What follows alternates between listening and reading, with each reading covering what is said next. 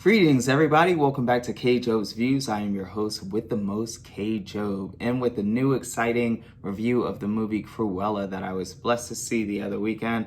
But as always, before we get started, please like, comment, subscribe, and share. Most importantly, share this video and others like it. My YouTube page is K Job Views. My Instagram page is also K Job Views. That is KJOBE_VIEWS. So let's get started. So Cruella is the 2021 Disney movie released recently. It follows Emma Stone, who is playing Cruella De Vil, Emma Thompson, who is playing the Baroness, and then the two sidekicks are played by Joel Fry and Paul Walter Hauser.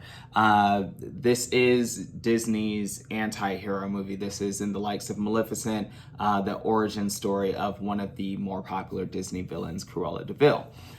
So in this movie, we find out that Cruella's, whose real name is Estella, is born to a single mother and is cared for by a single mother who is very apprehensive about her streak to cruelty. So she nicknames her streak of cruelty Cruella, and she reminds her daughter not to be Cruella, but to remain her beautiful, sweet Estella.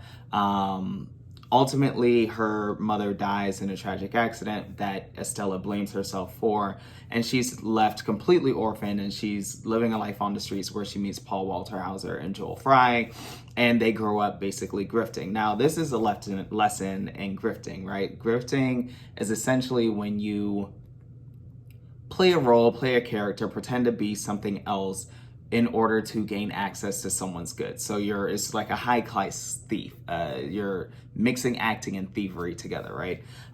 So the three of them become professionals at this with the assistance of their two small dogs, and they're grifting their whole life away, and they grew up this way. Eventually, Joel Fry's character gets Estella, or Emma Stone, a job at the Baroness's fashion house because Estella's always wanted to go into fashion, and it's something that her mother always wanted for her.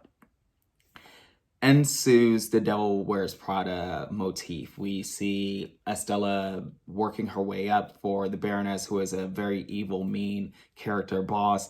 And in the course of working her way up, she finds out that the Baroness was involved in her mother's untimely death. Ensues the revenge motif. If you've ever seen the first season or ever seen Revenge on ABC, particularly the first season of it, you'll be familiar with this. So Estella decides she's going to find out the truth about her mother's death, and in order to do that, she embraces a character she once let go of, Cruella. And because she's now a very experienced grifter, she really takes into this character. Let's get into the review of this movie. All right. This movie, I give it A-. I loved this movie. I thought this was very great. Starting with the transformation of Estella into Cruella, or I should say Emma Stone into Cruella.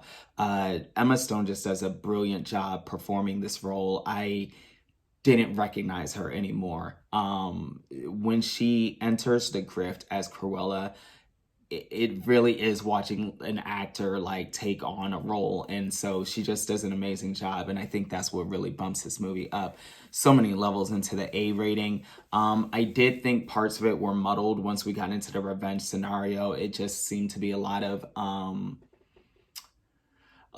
extras that I didn't really care for. I will say that because very much like Revenge,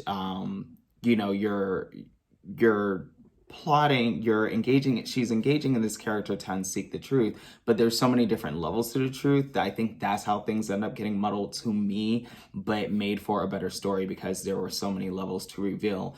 But that was Cruella. It was great. It was a great movie, great writing, great performance by Emma Stone, very great performance. One of the other things beautiful about this movie is the costumes.